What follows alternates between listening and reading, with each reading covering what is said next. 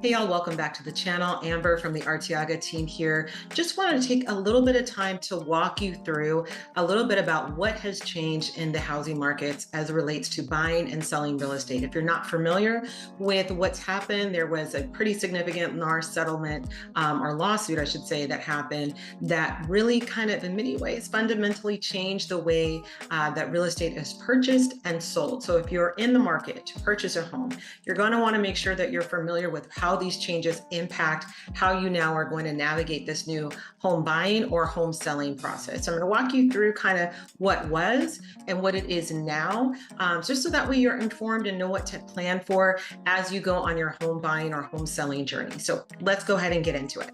So home buying, what you need to know. So in many ways, there are things that are still going to be the same, but there's some nuanced ways in terms of how we practice buying and selling real estate that are going to change a little bit. So I'm going to get into it so you can have an opportunity to see what's what here. In 2024, what is changing in the real estate market? So we're moving to what I'm going to frame here as a representation approach.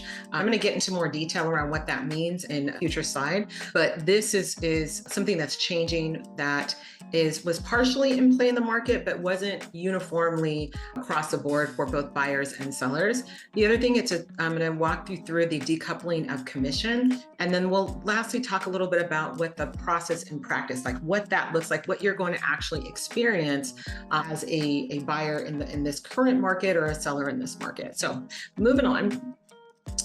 Let's talk a little bit about what it was. So this is the past. So in the past, what would happen is a seller would contact a listing agent and they would go under contract for the purposes of marketing and helping them get their home sold.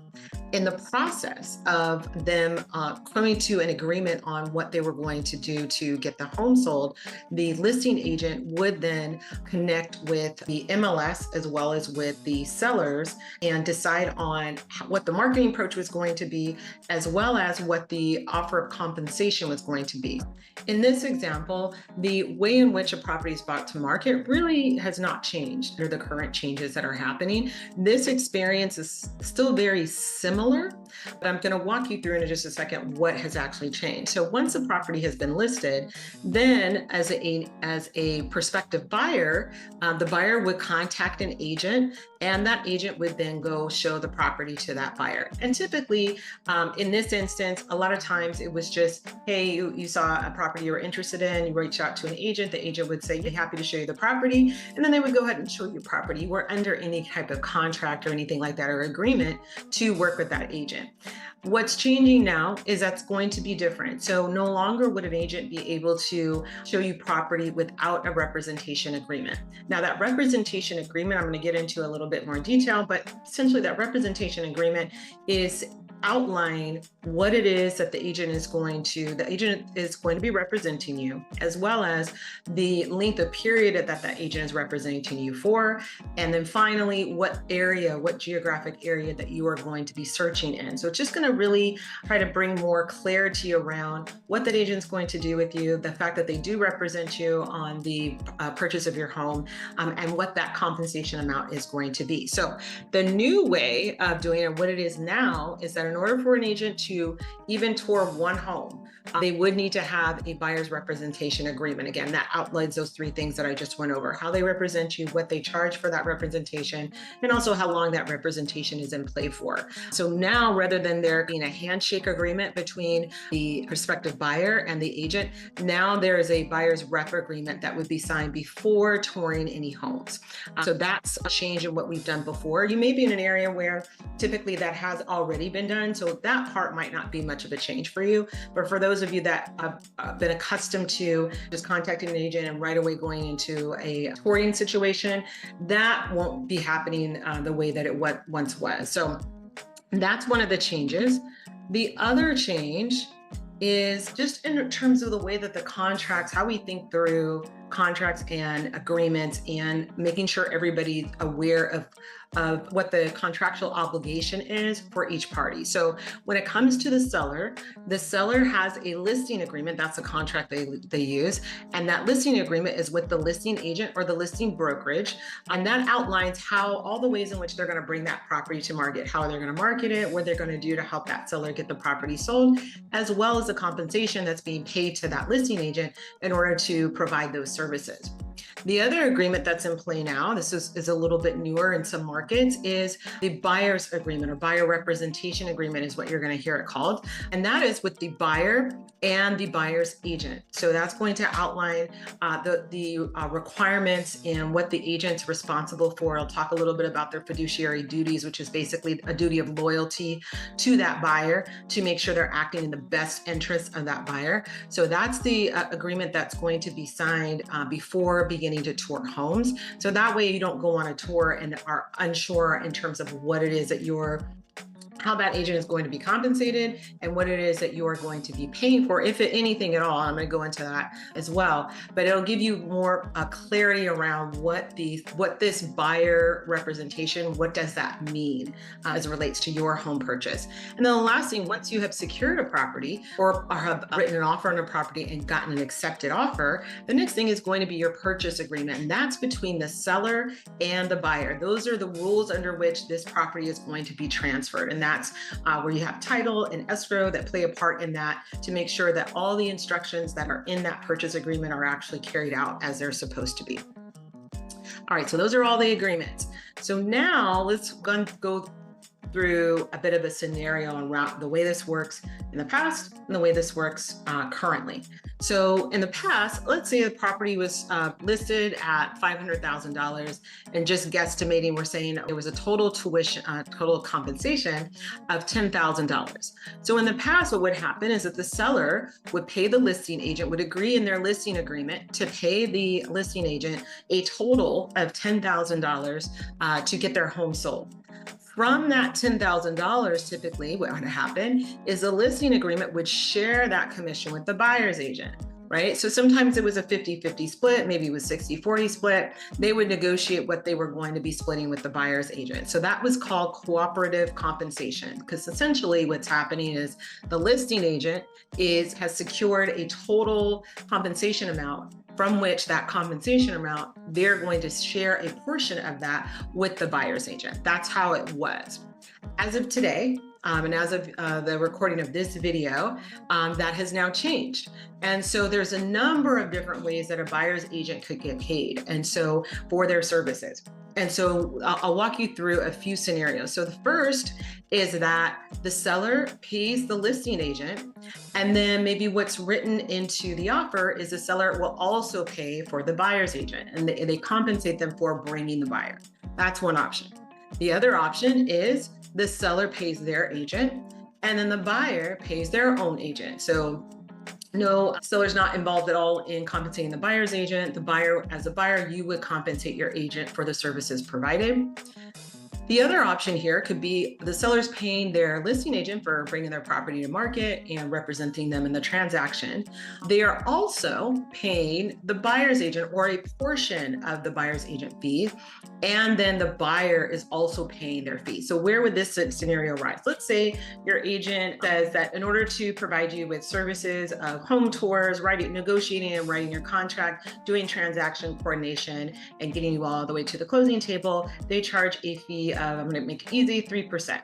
And so you agree to that 3%. And then the offer that you're written, your agent says, hey, we're requesting that you're paid for the buyer's agent commission. And so the seller says, yeah, I'm willing to contribute. However, I'm not going to do 3%, I'll do 2%. And so in that scenario, then the seller would be paying the 2%, and then the buyer, your responsibility would be to pay that 1% of the commission. So that's how that would work, where you've got a little bit of a combination between the seller paying the bulk of it, but then the buyer paying the remainder. And then the last option here down at the bottom is the seller, again, pays their listing agent. And then the seller says to the buyer, hey, I will give you, in this example, for example, I'm going to give you $5,000 towards concessions or credits towards any closing costs or things like that that you would need to pay in order to close on this transaction. And as a result of the seller giving that concession, the buyer then uses those funds and gives that to their agent for the agent's buying broker services. So that's another way that can. So it's technically from the seller as a credit, but then that credit then goes to buyer's agent. So that way they're still paying directly out of pocket for that. So those are the couple different ways that you're going to see this navigated, and it will depend on what your agent is able to negotiate. So for most agents, I know what they're trying to attempt to do is this scenario here at the top, where the seller is actually contributing to the buyer's agent, so that way the buyer's not having to come out of pocket. It depends on what's going on in the market, to be honest with you, which one of these scenarios is going to be likely. In markets where there's a lot of inventory, that's happening in DFW right now, a lot of inventory, properties are staying on the market a little bit longer, you're going to see this scenario more frequently, because it behooves the seller to be able to get that property off the market quickly, and by making it a little easier for the buyer to purchase the property, helping them with paying for their agent's compensation, makes getting that home sold a little quicker. But it could be any one of those scenarios. So just want to make sure you're aware of the different ways. It's not there's so much information out right now, so it's not just like you have to just pay for your commission. It could be a number of things, and so it depends on what your agent is able to negotiate for you in the transaction. All right, let's move on. And so going again past versus what's happening now. So in the past, it was the other thing that's changing is the buyer's agent and the listing agent. Everybody knew what was happening in terms of what the compensation was for securing a successful sale on that house. And that was found in the MLS. So any licensed real estate professional would have access, who was a realtor, I'll say it that way, would have access to the MLS. And in that MLS would provide all the information, all the details about that property. And as a result of that, they would also be able to see the buyer's agent commission, the BAC is what they call that. And so with this new change, so you've had all these agents that would be able to see exactly what's happening and what they would be getting compensated for should they bring a successful offer on that property. And so it was more like a broker to broker, because each broker could see what the compensation was. Now the changes, there are no offers of buyer's agent compensation on the MLS. That does not mean that buyer's agents cannot be compensated. It just means that per this lawsuit against NAR, that no longer can a listing agent put that they are paying a compensation in the MLS. They can put it outside of the MLS, but you will not, as an agent, will not see that in the MLS. So what that might mean is, if you're the buyer's agent, that the buyer's agent, your agent, is going to have to call the listing agent to see if there's compensation being offered. Why would they do that? They're doing that so they know before they even show the property, is this a property that I'm going to have to attempt to negotiate the compensation in, or is it there's something already offered? Just so that way you as a buyer will know, is this something that I'm going to need to come out of pocket for, or is this something where where the seller is open to negotiating and providing some coverage for the buyer's broker compensation. Again, offer it off the MLS, but it must be seller directed. So even in order for, let's say you might see it on real estate signs, the signs that's actually in the yard where it'll say 3% to buyer's agent or something like that. It could actually be on the sign. It can be offered outside the MLS. It just has to be directed by the seller. So from the listing agent side, they have to get permission to say whether or not the seller is open to offering any type of compensation for the buyer's broker. And so essentially the breakdown here is, in most cases, your agent, as the buyer's agent, you are going to write an offer. And in that offer, the offer is going to indicate a request for buyer agent commission, as well as whatever the terms are. So the length of the escrow, the actual purchase price, any concessions you might be adding for, that's all going to be included in your offer. So just know that's a change, because that wasn't the case before. It wasn't necessary before. But it's important for you to know that in most cases, that's going to be a request for your buyer's agent commission is going to be included in your offer. So that's a bit of a change from what we were doing before. And then kind of the need to know. So just know, I know folks watch this video from many different areas. You may not be in the DFW area. So just know this is not unique or specific to the DFW area. This covers all 50 states. So no matter where you are in the nation, this applies to you. So the big three things to take away is basically that in order to tour homes, that's to, even for one property, the requirement is that the agent does have to get agreement. Now, that agreement doesn't have to be for 3 months, 6 months. It could be for one day. If you're like, hey, I just want to see this property, I don't really know this agent well, and so I recognize that I need to sign this agreement now so that it lays out what the agent is getting compensated for to provide these services and all that. I understand that, but I'm not ready to create a long-term relationship with this person. I just met them. No problem. You can make that agreement for one day or for one property if you want to, right? So just know that you have some flexibility there. You're not having to commit to a long-term relationship if you're not ready to do that, but you do have to have that agreement signed in order for your agent to be in compliance and for them not to get fined and get violations and things like that. And you don't want that. So that's one. The other thing is compensation paid directly. So I just kind of there is no more sharing of compensation per se.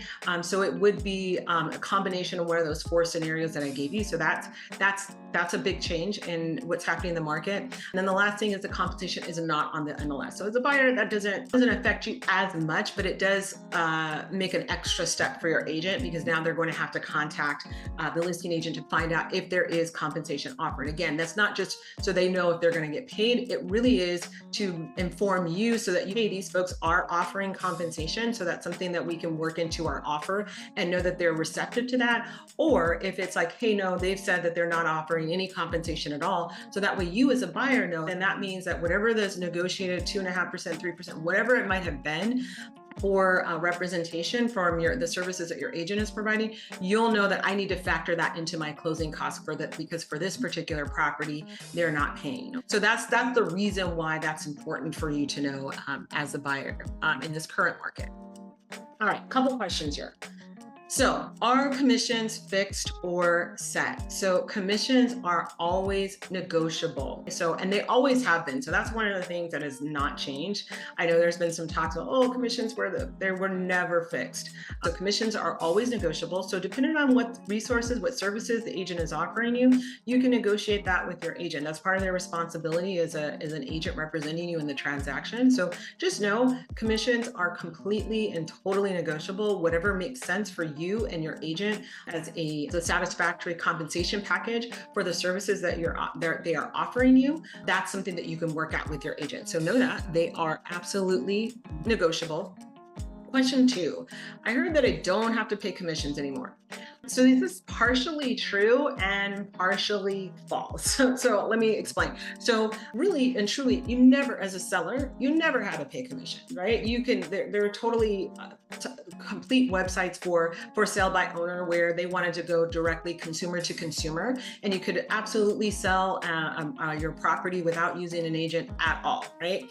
A lot of folks are a little leery about that because a real estate transaction is a bit complex, and depending on what's going on with that property, they just didn't want to necessarily have to negotiate face-to-face with the buyer. And so in many cases, they decided that it's better to use somebody to represent me in the transaction so I can make sure I get professional services. And so for those services, again, nobody works for free. And so for those services, the agent is going to request a payment for those services. Now, again, like the first question one, it is negotiable, but you can so in answer to this question, I'll say it this way. If you'd like to do for sale by owner, don't want to work with agents, you absolutely still have the right to do that. You don't have to.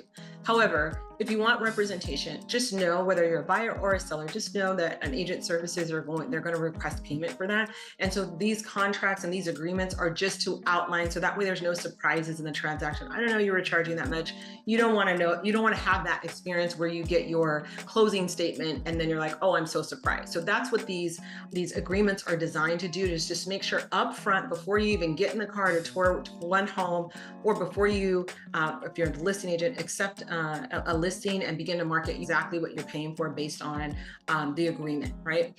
So it's likely that real estate commissions will still need to be paid if you want to market your property. Other thing I'll say on this, specific to DFW, because we have much more property on the market, those property that is sitting on the market longer, Your agent will talk with you about that, but in many cases, it's going to be more in your benefit to not create any friction to being able to get offers on your property.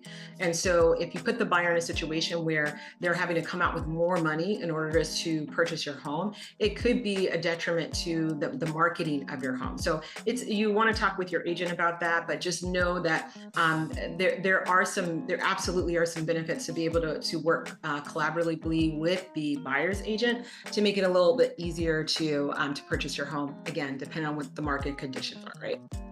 All right. Question number 3, do I have to sign a buyer's representation agreement? And so in order for an agent to be in compliance and to avoid fines and a violation, the answer to this question is yes. So again, you do not have to sign for 6 months or anything like that. Or if it's somebody you just met and you're like, hey, I just want to see the property. I get it. Absolutely. However, the buyer's representation agreement does still need to be signed. Now, probably thinking, well, what about open houses? So open houses, you do not have to sign a buyer's agent agreement or anything like that, because usually for an open house, the person that's sitting on the open house, whether it's a listing agent or it's an agent that's maybe hosting the open house for the listing agent, all of those folks work for the seller, right? And so in order for you to co-visit open houses, you do not have to sign a buyer's agent agreement. They will likely ask you to sign in because a lot of folks want to know who's been in and out of my house, but that's not an agreement. It's just basically kind of a roster so that the seller knows who's visited the home and how many groups have gone through, but you're not having to sign an agreement in order to tour open houses. So just know that to be the case. But if you want private tours and you want somebody to actually go show you property, then you are going to have to sign a representation agreement.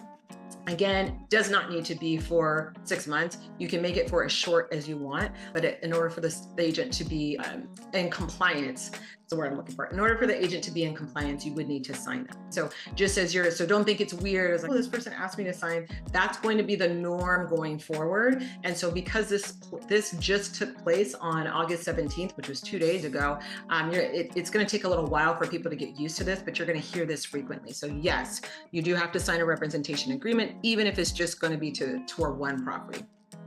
All right, number 4, does this only apply to certain markets or certain types of properties? And so this applies to all markets in the United States and to all single family residences. And really, I don't do commercials, so I'm not going to speak on that. I'm just going to stay in my lane. But for being able to show residential, this covers the entire 50 states. So just know that no matter where you are, whether you're in the DFW area or elsewhere, you will be, and you want to tour homes. And if you don't currently have an agent, just expect any agent that you might reach out to is going to ask you to sign this agreement. So again, you have the option of doing open houses instead, but just know that that's kind of the norm now that this change has taken place. All right, and question number 5. Can I work with my agent who I already know and love? The answer to this question, good news, absolutely. So absolutely. And for many of you watching this video, if you've already been working with the agent, they may have already gone over all of this with you and you're like, oh, okay, she's talking about this. This is what she's talking about. You absolutely can work with your agent. They may now, if you haven't already, they may now ask you to sign a buyer representation agreement so that they can continue to tour homes with you or for you and secure the services of a touring agent. One thing I didn't mention as well, there is a difference. So there are 2 different types of contracts that you can sign or agreements that you can sign. One is full service. So they're going to be pulling up properties for you. They're going to be taking out to show the properties. They're going to be writing the offers for you, negotiating the contract, doing transaction coordinating with you, and then getting you all the way to the closing table. So that would be considered full service. The other option that you might have is showing service. So showing service means, just as it sounds, the agent is only going to be showing you property. So they're not going to be writing offers for you. They're not going to be doing any transaction coordinating, helping you collect documents, anything like that. It's simply showing you the property. So that's an option as well if you're not quite ready to make a long-term commitment with someone. So can you work with your agent? Absolutely, you can. Just expect that it's likely, if they haven't already, that they are going to ask you to go ahead and sign that buyer's rep agreement, and then you can determine how long you want that agreement to be in play for. Okay. All right, so hopefully this information has been helpful to you. I'm Artiaga of the Artiaga Group. That's my husband, Rod. And so we work together in the DFW area. So if this information has been helpful to you, or I'm gonna stop here.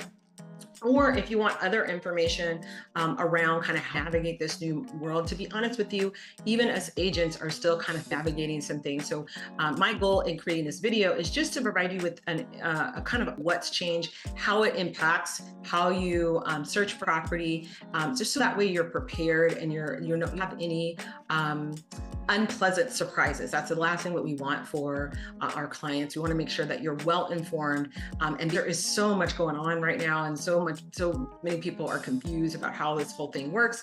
I wanted to come on here and just provide hopefully a little bit of clarity.